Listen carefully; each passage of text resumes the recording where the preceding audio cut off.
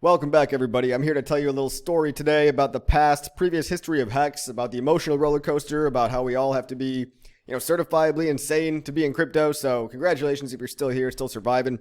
I'm going to tell you a little story about the history of HEX, the price chart, all that stuff. My back is up straight. I'm in my squeaky chair, and, your friend saw me. He made me realize something the other day, and that was, linear charts. They sometimes do matter. We always say log chart, log chart, log chart. Linear charts will actually do a better job if you zoom in very closely at showing you the emotion of what people were actually going through, because it's easy to point to something on the way back, beginning of the Bitcoin chart where it looks like a flat line and say, oh, it would have been great to buy back there. But we use log chart to show that there was actually crazy volatility. But sometimes that crazy volatility is not actually shown because it makes the lines look a little bit more not as volatile. But when you're actually experiencing these things like we are right now, it's never going to end, guys. Crypto's going to continue to be volatile. I mean, at least for this cycle, you can expect, even in the bull market, even when HEX starts pumping, PulseChain starts pumping, you're going to get these 50, 60% dips along the way. It's going to liquidate everybody on liquid loans that was stupid, that didn't have their liquidation price set. It's going to scare a lot of people. People are going to capitulate on the way up as well as on the way down. I mean, you're going to see it over and over. No one's going to time the market right. But let me just give you hopefully some confidence. This is what helps me kind of reflect on everything, sleep at night a little bit better, knowing that cycles repeat. History does often rhyme. There's no guarantees. It's definitely not a guarantee, but I'm taking my bets on PulseChain, HEX, and PulseX, as you guys know, and a lot of other people are too. Got, 180 content creators on YouTube. Got tons of people in the Twitter community, but we see people all the time that they come and they go, they shake themselves out, they fud themselves out, they drop the soap, they fondle the soap, and it's not great to see, but it might work out for them. Maybe they're better off not being stressed out and staying up all night, whereas the people with conviction, we're going to hold this thing to zero basically. But anyway, I want to tell you guys about the time long ago. HEX was launched on December 2nd, 2019. All right, and I want to show you guys some charts because I realized as soon as I posted this tweet, I was like, oh man, I posted a GIF and I forgot to post the charts. I forgot to post the charts I was talking about. So I figured I'd make just a little video about it. I'll show you the charts on a video. So Bitcoin at the time of December 2nd, 2019, Bitcoin was around $7,500. Okay, so this is the Bitcoin chart. This is the HEX chart. HEXchart.com. Shout out to HEXchart.com. All right. Now, let's just walk through what life might have been like at that time. It's 4 years ago. I mean, geez, in crypto, guys, it's like a decade. It's probably more. I mean, we've all aged. Sometimes I wonder, how our metabolic age is on the inside, guys, on the inside. But Bitcoin was $7,500. Look right here. Look, Bitcoin, $7,500. And it was volatile at the time, right? It was bouncing around between 10,000, all the way down to 4,000. Everyone's calling it dead again. Then trying to break through the $10,000 mark for a long time. And then it did. It retraced back to 10K. 10K was kind of like a magnet almost, right? And then, I would say roughly it started going parabolic right around this point on, what's that date? November 2nd. Monday, November 2nd, 2020. All right, so 335 days later, after HEX's birthday, is when we can maybe say that Bitcoin started to go parabolic and it broke out of this range, right? Now, within this range, there's still a lot of volatility. All right, people are always going to nitpick and say, well, I think it went parabolic here. It's like, whatever. Like, basically, you just look at the area of this chart. Really, I'm being generous because more of this chart is below this middle line at 10K. So basically, the price of Bitcoin spent more time under 10K than it did over. So anyway, it didn't really break out of 10K until shortly after here, and it stayed, and then it retraced on November 2nd, 2020. Okay, November 2nd, 2020 is kind of the exact point, the inflection point almost, that it went parabolic. Things went parabolic. Okay, Bitcoin went all the way up to $65,000. That was what Richard called the top, right? And then we had kind of an artificial top, some might say, by, FTX and the boys. But, that's a conspiracy theory. Okay, so basically, for the next 160 days, Bitcoin pumped like crazy. And it might be somewhat similar. I'm not saying everything is exactly the same. It's definitely not. Obviously, we were in like a super hyperinflationary QE environment. Everybody was partying. Money was easy to get. So like stocks had never even gone down really during that time. All right, since 2008. Not in a significant way, no. But I drew a little yellow arrow up here. I drew a little yellow arrow because that was basically the time of the parabolic move from 13K all the way up to 55K. I mean, that was the euphoria. This parabolic run is where people feel the euphoria. A lot of people buy in the euphoria, even though they should have been buying in the, the depression, the grinding sideways, the boredom, the fear, the anxiety, the uncertainty. They should have been buying here. And this is Bitcoin, so they really shouldn't have, they should have been buying other stuff anyway, because Bitcoin really, like, when it did go parabolic, went from 13K to 69K. So, I mean, that's not necessarily life-changing, but you still did okay. You still did pretty good, I guess, if you bought it anywhere in this kind of zone. But now HEX, when HEX was 335 days old, Bitcoin, remember, was breaking out. It was breaking out. It finally cracked 13K, went parabolic to 65K. HEX, poor little old HEX, was being left behind because it actually, it's very serendipitous. Right as Bitcoin was breaking out of its 13K kind of like range over there, HEX was experiencing something called the Big Payday. Now, people don't even remember Big Payday, right? But at the time, I remember what this felt like, guys. At the time, this felt like life and death to people. All right, so many people capitulated. There was laughter, there was tears, there was joy and pain, there was misery, and there was so much FUD and cope and everything. Copium. Everybody was addicted to FUD and all. You know, and so we have up here, this is the top of the Big Payday. Everyone was front running it, okay? There was a big hype up to front running Big Payday. Big Payday, I think, was November 17th. But it's funny that Bitcoin started really popping off at around November 20th. And I'm going all the way back to 2020 here, remember, so stay with me, all right? HEX had gone up to a penny and a half after saying for many, many months, oh, it's never going to break a penny. It's never going to break a penny, right? All the naysayers. You know, a lot of people actually bought in this flat line. Guys, if I zoom in on this, I'm on a linear chart right now. So the linear chart, this is what it kind of hides, right? The linear chart hides the fact that even though this line looks flat, did you know if I made this logarithmic, right? There are some 80% dips, nasty 80% dips that rinsed a lot of people out in the very early days too. There were plenty of chances. There's no shortage of chances to say HEX is dead, or Bitcoin is dead, or Ethereum is dead. Every single coin, you're going to have the naysayers, okay? So it's really just believers to non-believers. Are they going to keep the chain going? Are they going to keep the dream alive? Or are they all just going to disappear somehow? I mean, maybe we all just get abducted by aliens tomorrow. I don't know. I'm pretty confident that things are going to keep going and the community is still going to be here anyway. We've got what looked like a flat line that I just showed you by using the log chart. It shows you the volatility within here. So it wasn't actually that easy to even have conviction or to buy, especially if you got in on day one, right? Some people got in on day one and by day 30, they were like, oh, well, it's over, guys. Let's all go home now. But really, that was day 33 is historically, it's notorious for being like the best day to ever buy HEX, the lowest point ever, which almost nobody did. I don't think I did. I don't really remember. Anyway, people front ran. Big Payday. They bought it all the way up. They broke everyone's expectations. They just shattered reality. It broke past a penny. Oh my God, how could it ever break past a penny? There was so much FUD. There's too much supply. The inflation schedule, it's unsustainable. Unsustainable used to be the big word, and it's going to come back in fashion one day. I mean, I haven't heard it lately, but unsustainable is going to come back. The FUD will repeat. So 1.4 pennies all the way down to 0.002. Now, it didn't stay there long, okay? This was a bear environment, so things were moving quickly, okay? This wasn't boring sideways grinding. This was, Bitcoin's already going to the moon. Bitcoin is pumping. There is excitement, there's froth, there is energy in the market right now. So a lot of these epic dips, like HEX took an epic dump while Bitcoin was mooning. Long story short, HEX was dumping.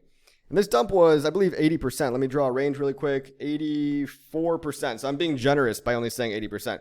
But it didn't stay there long. Now, the fact that we're in a prolonged bear market in a macro quantitative tightening, it's going to extend the pain for a lot of things. I mean, it kind of makes sense, especially with the timing that we're at. So we got to imagine this is not an exact equivalent to where we are today because this was already within the context of, in hindsight, a bull market.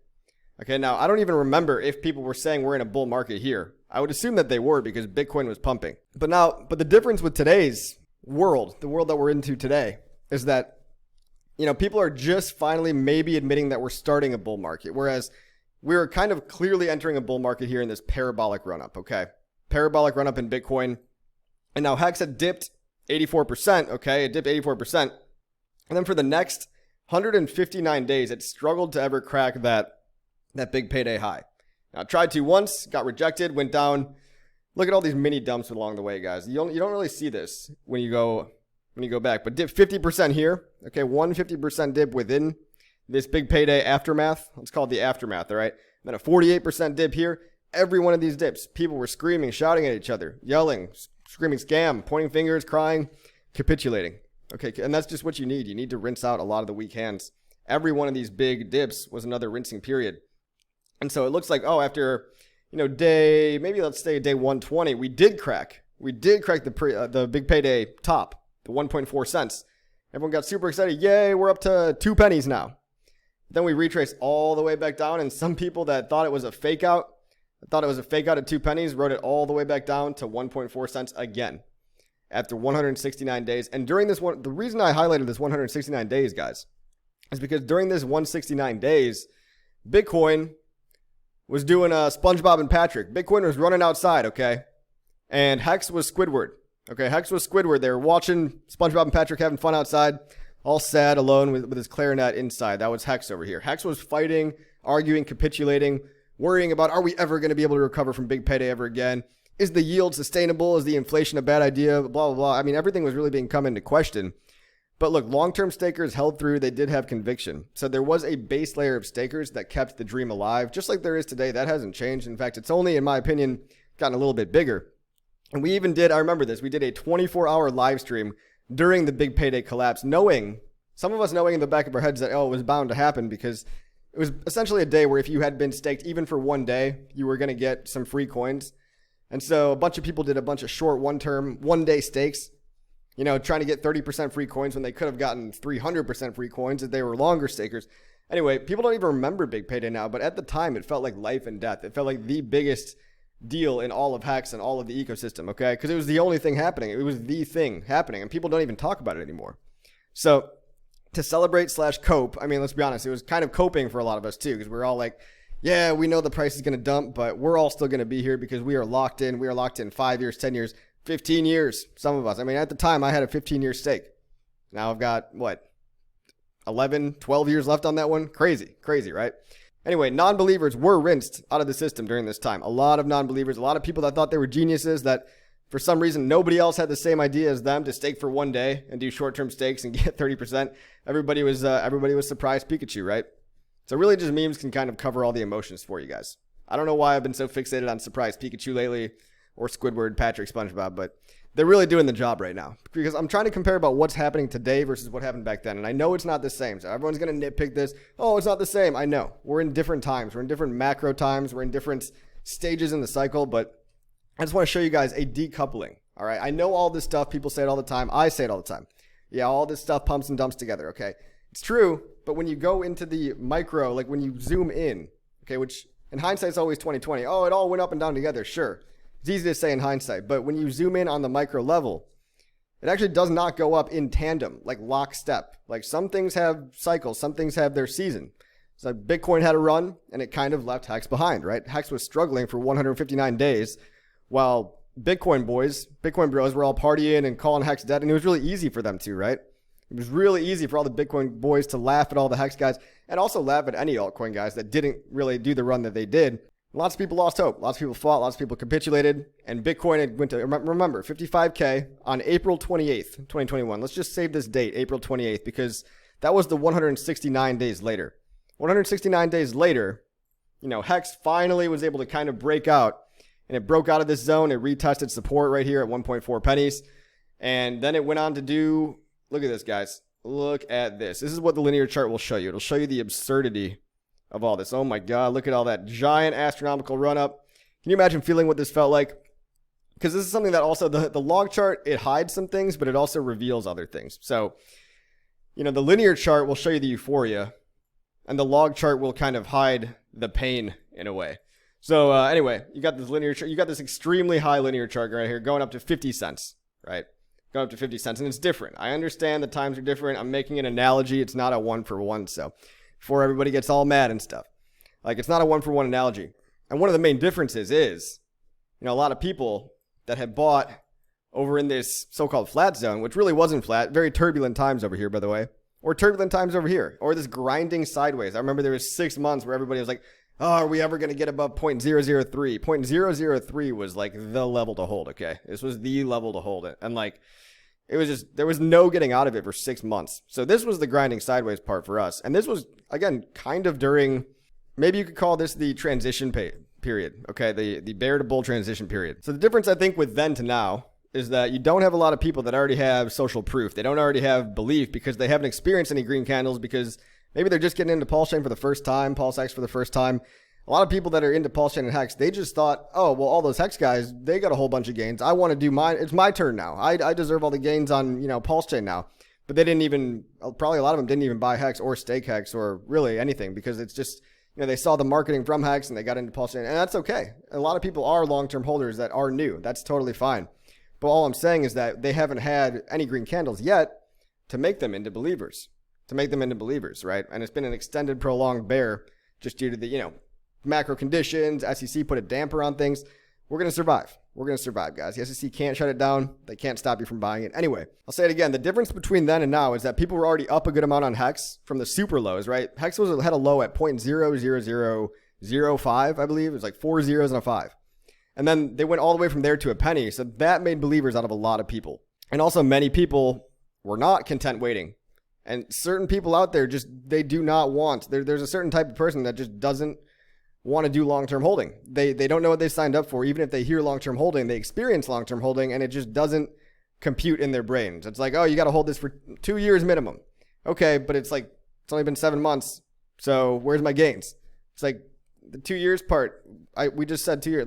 And look, it could even take longer. But I mean, 2 years sounds like a good enough time to wait, right? So many people didn't want to wait. They were grinding sideways during this part. This grinding sideways period of months and months, or these incredible, let's go back to log chart, these incredible dips here, negative 80%, negative 50%, huge dips over here in the early days as well. And people were capitulating the whole time. People are always going to be fighting. People are always going to be capitulating. You get what you focus on, really. On Twitter, on social media, if you focus on the people that are always going to be negative, have something bad to say, some reason to get out, a lot of people just want a reason to sell. They want confirmation bias. If they want, somebody else to tell them why they should sell. And to those people, if it's going to keep you up at night, it might actually be better for your mental health to just get out of the game, because this is an insane game. But the people with long-term conviction historically have won. Nothing is guaranteed, but I believe it's going to happen again. There was a decoupling. That's the moral of the story. Bitcoin pumped in the past, whereas HEX was in chaos territory. Now, there were still giant pumps and giant dumps. So people were very excited and euphoric because, again, times were different. The overall atmosphere was different. But people got rinsed out here.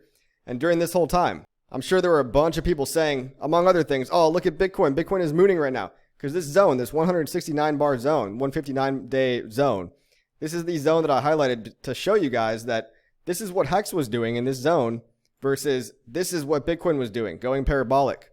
So it was getting left behind, right? Left behind. And so people still, in the early HEX days, they had small pumps in the meantime. They already, a lot of people bought those super sub-penny lows at 0.0001, like 3 zeros, okay? But people built stuff. People got together. The community got stronger. I remember we were all coping on the 24-hour live stream. Everybody was wearing top hats. It seems almost like surreal to me that we all did that. Like we all stayed up, literally Hexologists stayed up for 24 hours straight. And people just came and went, and we all had top hats on. In honor of Richard Hart, and just kind of joking around saying like, yeah, we're all so wrecked right now, but we're in it for another couple of years at least, right? Like we were all coping and it worked out. Anyway, people had small pumps in the meantime to get excited about. New websites were coming out, new small things. Right now you've got new projects, right? Back then you had like a new tool like Hex.live or Staker app and stuff like that. Oh, some guy made a Hex staking ladder tool or something like that. It was more tooling on the internet. Now you got just meme coins and degen stuff. I think that's taken away, but you also do have really valuable stuff being built on PulseChain too. You've got stuff that's like foundational level stuff that when people use it right, liquid loans, cough, cough. When people actually do it right, it could be long-term. It could be a long-term growth project for PulseChain. I mean, the ability to mint stable coins is actually long-term good, but short-term, if people are at very risky liquidation levels and they don't realize what they're doing, yes, it's going to cause volatility in the early days. You need to nurture something in the early days very closely. And so anybody with like 110%, liquidity ratio on liquid loans, they're probably going to get manipulated and, rinsed out. I'm getting off topic. Okay. I'm getting off topic. People were always fighting, fudding, grind scam. People were rage quitting during this whole box right here. But then guess what, guys? Look on the linear chart. You can't even see the top. I got to go adjust the Y-axis. And as I adjust the Y-axis, as you see HEX pumping from 1 penny to 50 cents, you look back and in hindsight on the linear chart, what do you see? You see a flat line, right? But this line was nothing but flat. I assure you this line was full of emotions, fighting, rage quitting, a bunch of FUD, a bunch of fear mongering, a bunch of narratives being spun, people trying to shake other people out of their bags. Misery loves companies. A lot of people did sell. A lot of people are never going to come back. And the same thing is happening right now. Same thing is happening today. And so some people get stronger. Some people, their conviction grows. And some people, they just kind of want a reason to get out, and that's okay. Like, I'm not here to tell anybody to buy or not. I just placed my bets on HEX, PulseChain, and PulseX. I did. Many other people did. Many good people, too. Many content creators, real legitimate builders, smart dudes. I mean, follow them on YouTube, guys. Go check it out. Let's find an ecosystem map here. Oh, look, here's one of mine. This is somebody else's that I posted, okay? Look at all these projects, all these people. Look at this utility map. It's all crazy complicated. Here's one that I like. 46,000 validators, all these real DeFi projects. Then, of course, you've also got the content creators, which are over here. I mean, this is just a small portion of that, right? All the mainstream guys are also talking about it, or they're starting to. And I assume that they will continue to do so in the bull market as things start to pick up. The moral of the story is, guys, sometimes things fall out of sync with each other. Not everything is bonded in a straight line, especially not Bitcoin with the ETF news coming out and Bitcoin being so disconnected. That Bitcoin is paper Bitcoin. Okay, and all the institutional money and stuff, that Bitcoin is kind of disconnected from the DeFi ecosystem. I mean, you've got Thorchain and stuff that connects and bridges atomic swaps, but you don't have a lot of high liquidity bonding between HEX and PulseChain and Bitcoin. I mean, ideally in a perfect world, there would be more probably, because we obviously would want to be capturing that upwards potential pump, right? We'd want to be liquidity bonded to Bitcoin specifically right now. That would be nice, but you don't always want to. Also in the bear market, you don't want to. It's complicated. Anyway, as money trickles down from Bitcoin into altcoins and Ethereum into altcoins, that's kind of the flow, the ebbs and flow of things. So not everything goes lockstep up in a straight line. And of course, there's always going to be a coin to go look at and say, oh, that coin went up 300% last week. Why didn't I get into that one? I'm an idiot. Like KAS crypto. Okay. Everyone's talking about this one. And congrats to everyone that did this. Kaspa, congrats to everyone that did well on this coin. All right. Kaspa, congrats to everyone that did well. But I don't want to buy it when it looks like this, when it's already gone parabolic. And some people got it for, what, 1 penny? Now it's 14. Well, it's probably even less, right? You know, people bought this at 2/10 of a penny. Okay, 2/10 of a penny. Now it's at 14 cents. I don't want to buy that right now. Okay, there's always going to be that coin that you didn't get into. So building positions, you know, Sami's right. Building positions, sitting on them, having a long-term vision, delaying gratification. This is what works. Long-term points of view. But, you know, if like the bridge goes down one day and that's the reason that you decide to shake yourself out, that's the straw that broke the camel's back, then it's okay. Like, you can sell if you want to. You can leave your friends behind.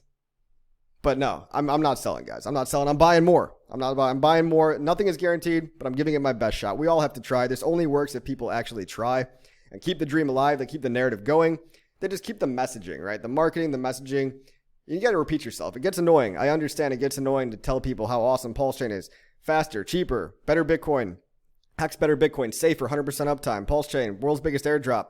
You know, 1,000x cheaper than Ethereum and Bitcoin. Crazy cheap fees. PulseX, decentralized buy and burn. It's awesome. But it does take a lot of effort to actually get off your butt and like go on social media and just repeat yourself over and over. So shout out to everybody out there that's actually making reality happen. Okay, you're actually speaking existence into reality. That's what I see here that I don't see really anywhere else. I don't really see this anywhere else. I don't see any community that's ever been on the level of PulseChain and HEX. And so I'm not leaving. And just remember, guys, a lot of these narratives, a lot of this stuff, the big payday. People got to think back to the big pay. For those that were there, a lot of those guys have gone away. A lot of them have actually gotten off of social media. God bless their hearts. They're probably a lot more mentally stable than all of us on social media, Twitter, doom scrolling every day. But the big payday event, right? People were like, oh, well, there's never going to be any reason to buy after big payday. What's the reason to buy after big payday? And it's unsustainable. And there's never going to be any demand. And what was the other ones? You can never sell. There's not enough liquidity. People are going to invent infinite reasons to sell because they just want to sell because they're scared. And that's okay. Those people, that it's okay to be scared and it's okay to sell. But I'm buying. I'm taking the opposite contrarian approach. And that's worked out well for a lot of people in the past. Not only in HEX, but in life, right? Delaying gratification and going against the herd is what works out again for a lot of people in life, as long as you have sound principles to lie back on, like sound real DeFi, real decentralization, real freedom of speech. Not your keys, not your coins. Cheaper, faster Ethereum. Better Bitcoin, isolated, safer, modular. Decentralized websites. Bitcoin.org they just blocked Bitcoin.org from downloading in the UK. I don't think that's possible to happen on IPFS or downloading it the actual right way. Actually downloading through IPFS yourself. Everybody can actually do that with a little bit of extra effort. Anyway, guys, before I ramble too much, just wanted to give you guys a little history lesson, a little story about that was one thing that happened in the past that, looks like a little flat line right here, right? Looks like, oh, nothing really happened over there. I swear to God, guys, at the end, when this was happening, it was life and death. It was like the craziest, worst thing in the world for some people. And then other people, we had top hats on and we were streaming for 24 hours straight. and giggling about losing all of our money and losing 90% of our net worth, which we just seem to love to do. We're a little bit masochistic in this crypto game, aren't we? And look, when Bitcoin was 55K, only when Bitcoin was 55K on April 28th, 2021. April 28th, 2021 was the day that HEX finally broke out of 1.4, retested 1.4 cents. You know, resistance became support. Classic resistance becoming support, and then off to the moon, right? Can that happen again? It's not going to happen the exact same way, but it can happen again. All right, make sure you like, subscribe, share the video, leave a comment. It helps the algorithm go viral. I'll see you guys in the next video.